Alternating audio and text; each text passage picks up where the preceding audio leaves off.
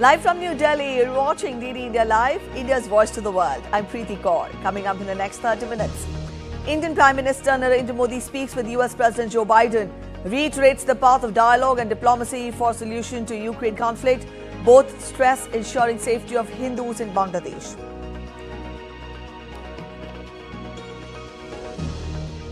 Ukraine mulls response as it faces acute electricity and water supply outages after most massive Russian attack. US, UK, NATO termed the attack as irresponsible and potentially dangerous. US says near-term risk of a broader war in West Asia has eased after Israel-Hezbollah's exchange of fire, but Iran still poses danger. Gaza ceasefire talks in Cairo to continue on the working group level.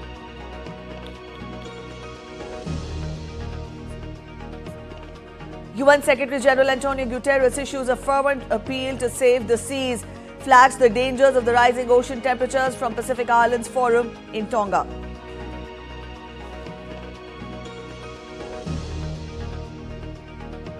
WHO launches global strategic preparedness and response plan to contain mpox outbreak. Focus on implementing robust surveillance, prevention, preparedness and response strategies.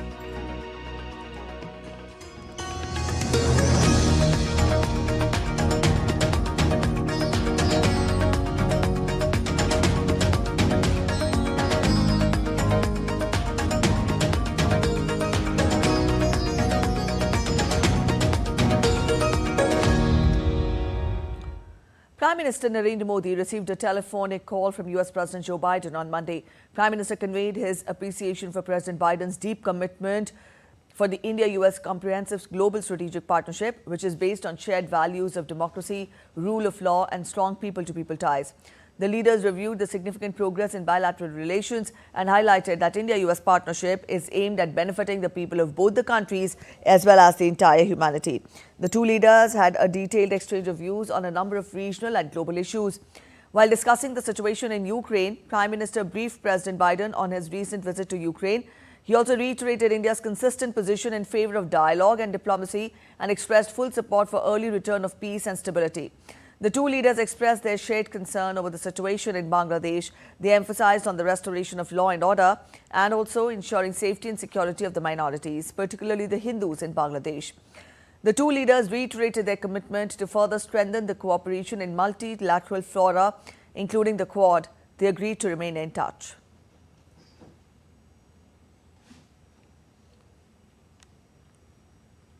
At least 6 people have been killed after Russia launched a massive attack across Ukraine.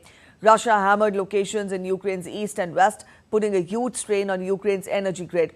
The attack comes after Ukraine celebrated Independence Day from the Soviet Union on Saturday and almost 3 weeks after Ukraine started its incursion of Russia's Kursk region. Dasha Chernysheва gets us more from Moscow.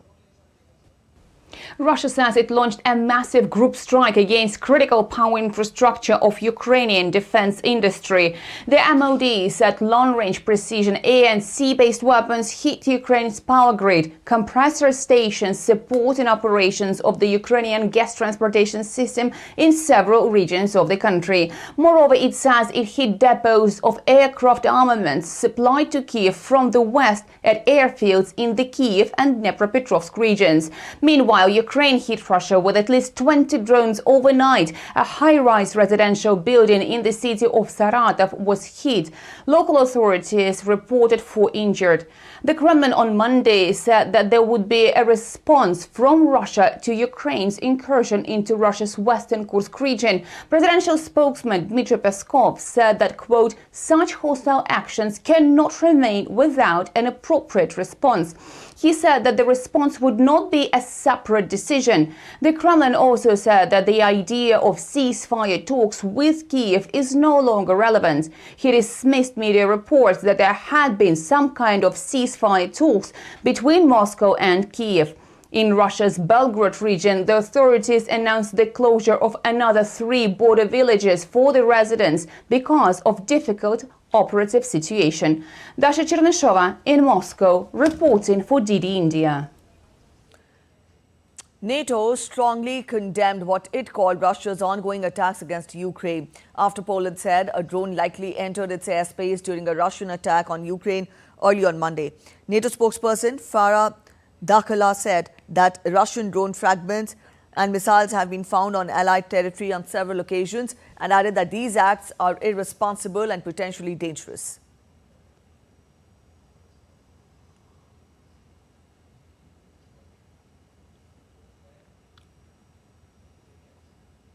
US President Joe Biden denounced an outrageous Russian assault on Ukraine's power grid on Monday, vowing Moscow would never succeed in its ongoing war and pledging continued support to Kyiv.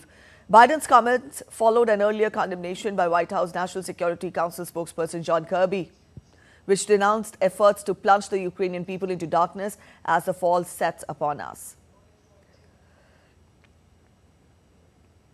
British Foreign Secretary David Lammy condemned on Monday the latest Russian attacks on Ukrainian civilian infrastructure and said that he was deeply saddened by the death of a Reuters employee in the strikes in eastern Ukraine.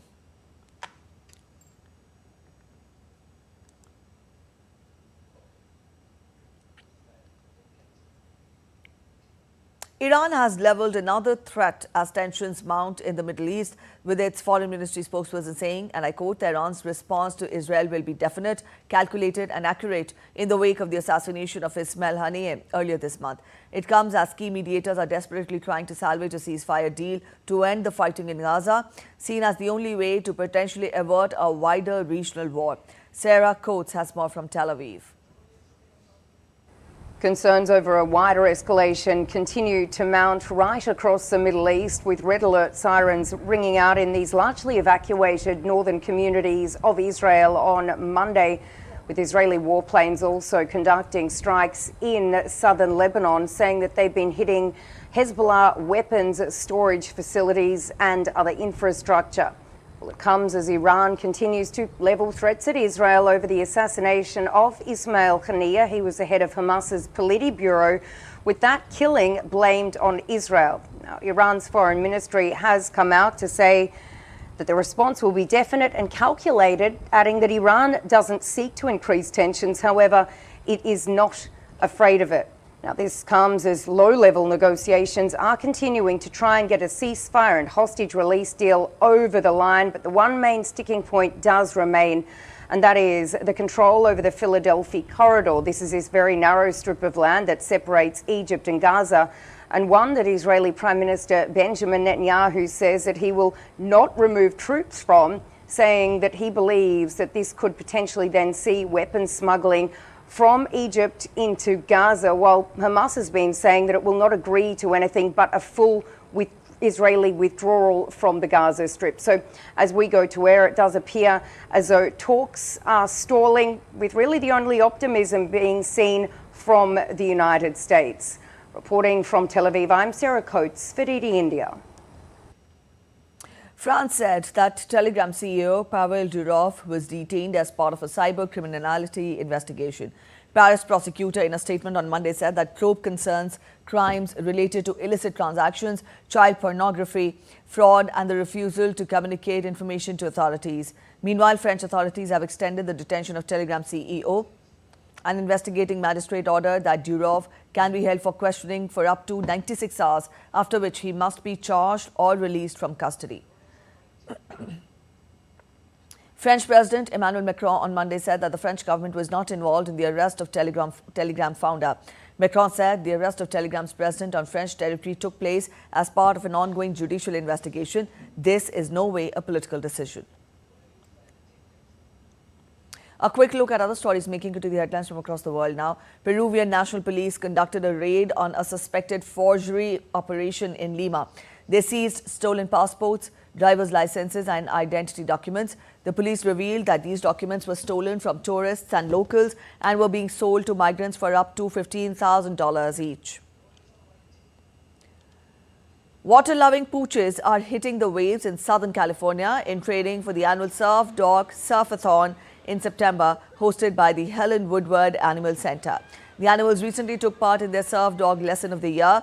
The pups, along with their owners, were introduced to the soft surfboards, canine flotation devices and water safety guidelines. One of the 1990s rock bands that defined Britpop, Oasis, is set to reunite as brothers Noel and Liam Gallagher teased an announcement expected early on Tuesday. The band, whose debut album Definitely Maybe was released 30 years ago, split in 2009 when lead guitarist and main songwriter Noel said that he could no longer work with Liam, the band's charismatic frontman. Thousands from across the country gathered for Japan Fest, an outdoor food festival celebrating Japanese cuisine in New York. Organizer Misako Shoji described it as the world's largest Japanese outdoor food event. It also attracted a plethora of food enthusiasts. Up next, we're heading for a short break. You're watching DD India Live, but after the break, we get to a report on how the US presidential race is progressing with less than 70 days left for the people to decide on their next president and vote for members of Congress. Today marks the last date to file nominations for Jammu and Kashmir Assembly election for 24 constituencies going for polls in the first phase. Assembly elections to be held on September 18, 25th and October 1st. Stay with us for all the action from US Open as defending champion Coco Gauff crushes Varvara Gracheva and Jon Troicki loses against Spain's Roberto Carabel's Bain in the first round.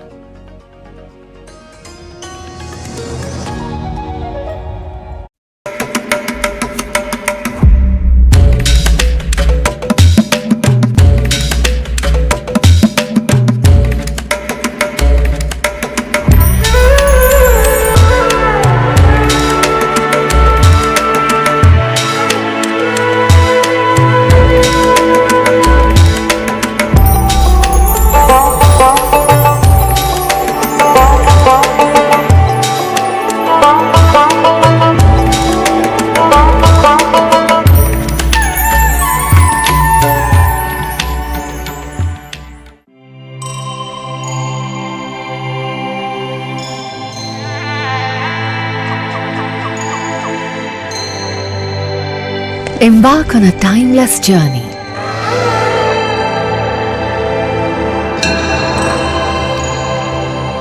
Unravel the mysteries of a grandiose era.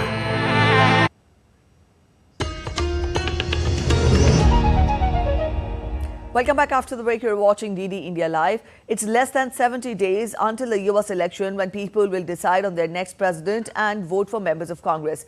There have already been dramatic twists and turns as incumbent leader Joe Biden drops out after the first debate and Donald Trump survives an assassination attempt.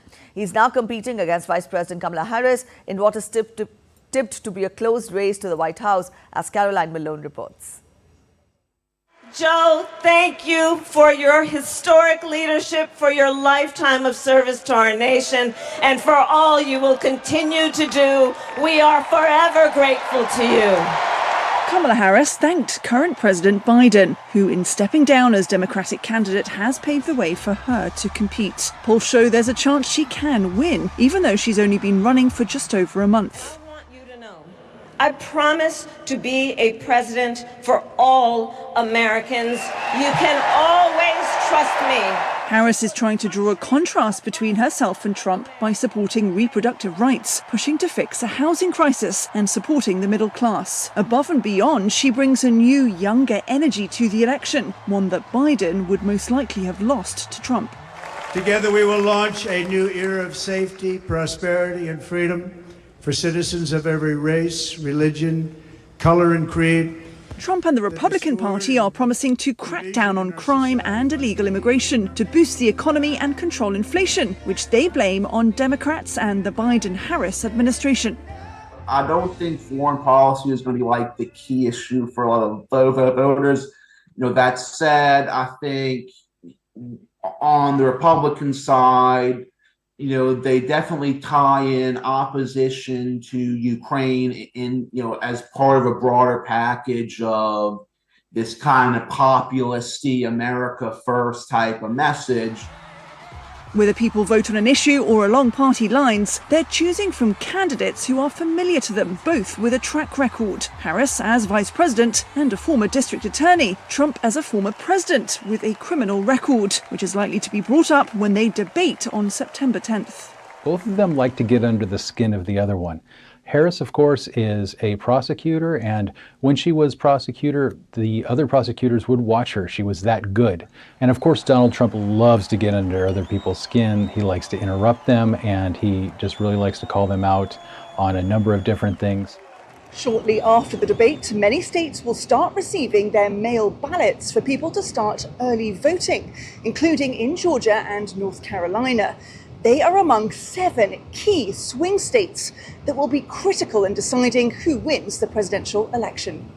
Caroline Malone in Washington for DD India. The World Health Organization has launched a global strategic preparedness and response plan to stop human-to-human transmission of mpox. The $135 million plan will focus on disease research, surveillance, prevention and response strategies, and also ramp up diagnostic testing. This comes after African leaders urged for international support and equitable access to mpox vaccines. Michael Balake sends us this report from Kampala. The 6-month plan by WHO will be coordinated at global, regional and national levels. The operation will focus on controlling acute outbreaks of human-to-human transmission. African countries are the hardest hit, yet more than 70 countries outside the continent already have stockpiles of mpox vaccines. The first shipment of vaccines to Africa is expected this week. The shots will be used to address the new mpox strain to prevent the further spread of the virus. The new variant has claimed more than 500 lives in the DR Congo, the epicenter of the disease. Medical experts and scientists have warned of possible serious consequences that could arise if Africa is left out from receiving the life-saving vaccinations. The mpox outbreak has been declared a public health emergency of international concern. The new WHO response plan will include the participation of local communities in prevention and control measures. Michael Balake in Kampala for DD India. Highlighting seas that are rising at an accelerating rate, especially in the far more vulnerable Pacific Island nations, United Nations Secretary General Antonio Guterres issued yet another climate SOS to the world. This time, he said those initials stand for Save Our Seas. Speaking to reporters in Tonga, the UN chief said that ocean temperatures are rising in the Pacific Islands at 3 times the rate worldwide, and its population was uniquely exposed to the impact of rising sea levels. Guterres called for global leaders to massively boost climate adaptation investments in vulnerable countries. The UN Secretary General was speaking on the sidelines of the Pacific Islands Forum being held in Tonga. Climate change and security are dominating discussions at the week-long annual leaders meeting, where the 18 members of the Pacific Islands Forum span atoll nations threatened by sea level rise, such as host Tonga and one of the world's biggest exporters of coal, Australia. The United Nations and the World Meteorological Organization on Monday issued reports on worsening sea level rise, turbocharged by a warming earth and melting ice sheets and glaciers. They highlighted how the southwestern Pacific is not only hurt by the rising oceans, but by other climate change effects of ocean acidification and marine heat wave. The second round of the India-Singapore Ministerial Roundtable was held in Singapore on Monday. The ministers reviewed the progress of India-Singapore strategic partnership and further deliberated on ideas to expand bilateral cooperation. The two sides decided to add 2 new pillars, namely advanced manufacturing and connectivity, for further strengthening bilateral cooperation. The ministers agreed to hold the next round of the talks in India at a mutually convenient time. The visit reaffirmed the commitment of both sides to further strengthen their multifaceted partnership. Let's get to updates now on the assembly polls in India's Union Territory of Jammu and Kashmir. Today is the last date for filing of nominations for the first phase. 24 assembly constituencies will go to polls on first phase on September 18th. Congress Party late on Monday released a list of 9 candidates for the ensuing Jammu and Kashmir assembly polls. India's ruling Bharatiya Janata Party released a list of 15 candidates on Monday. The list comprises of names of candidates for the first phase of polling scheduled to be held on September 18th. Elections in the region will be held in 3 phases on September 18th, 25th September and 1st of October. Results will be announced on 4th of October, and this is the first time elections will be held in the valley after the revocation of Article 370 in 2019.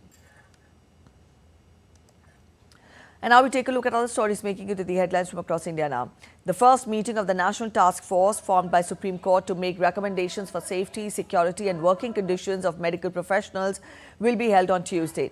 The Apex Court had directed the task force to submit its interim report within 3 weeks and the final report within 2 months. This comes after the nationwide protest regarding the rape and murder of a doctor at the R.G. Kar Medical College and Hospital in Kolkata. Delhi's Chief Minister Arvind Kejriwal's judicial custody will end on Tuesday in the CBI case concerning the excise policy. The Delhi court will also review a supplementary charge sheet on Tuesday filed by CBI against Kejriwal. The Chief Minister was first arrested by the Enforcement Directorate on March 21st for a money laundering case connected to the Delhi excise policy scam. The Supreme Court will hear a bail plea by BRS leader K. Kavita on Tuesday in a money laundering case linked to the alleged Delhi excise policy scam. The Apex Court has sought responses from ED and CBI on Kavita's plea, challenging a July 1st Delhi High Court order denying her bail in the two cases.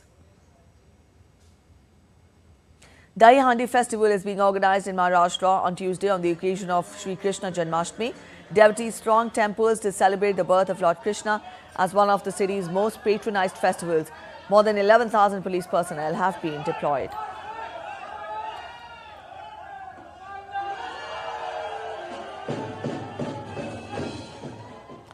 India's External Affairs Minister Dr. S. Jaishankar and Brazilian Foreign Minister Mauro Vieira will co-chair the 9th India-Brazil Joint Commission meeting in New Delhi on Tuesday. Dr. S. Jaishankar and his Brazilian counterpart will also discuss on how the two nations, as part of the Troika, can take forward the key G20 outcomes from India's G20 presidency last year. Brazil has assumed the presidency of G20 until November 2024. The G20 Troika during Brazilian G20 presidency in 2024 will comprise of India, Brazil and South Africa. Brazil will host the G20 Leaders Summit in Rio de Janeiro on November 18th and 19th. Let's talk of sports now. In tennis, defending champion Coco Gauff kick-started her US Open by beating Varvara Gracheva comfortably in the first round. The 20-year-old American cruised to a 6-2, 6-0 victory in just 66 minutes on Arthur Ashe Stadium, showing a return to form after recent struggles. Reflecting on her performance, Gauff said that the win against Gracheva was the best tennis I have played in a while. She credited a fan's comment on TikTok for helping her shift her mindset, encouraging her to enjoy the tournament without added pressure. Gauff's next challenge will be against German veteran Tatjana Maria in the second round after Maria defeated Argentine qualifier Solana Sierra for 6-2, 6-3. Yang Choinski fell short in an epic 5-set thriller during his US Open debut against Spain's Roberto Carabel's Baena in the first round. Now, British qualifier Choinski nearly pulled off a stunning comeback on his US Open debut but lost to Roberto after losing steam later in the game. Choinski ranked 276th, fought back from 2 sets down but ultimately fell short due to unforced errors and missed break points. He expressed satisfaction with his performance despite battling illness leading up to the match. The US Open is also notable as the first major tournament since Paris 2024, and Choinski was the first British player in action on day one at the Flushing Meadows. That's it in this edition of DD India Live, but let us know your thoughts on the news of the day. For those of you on the go, you can get all the latest news and updates from India and across the world on the DD India mobile app. This app is available on both Android and iOS platforms. You can scan the QR code on the screens to download. We'll be back with more news as it breaks here on DD India. I'm Preeti Kaur signing off, and from all of us in Delhi, thanks for watching DD India Live.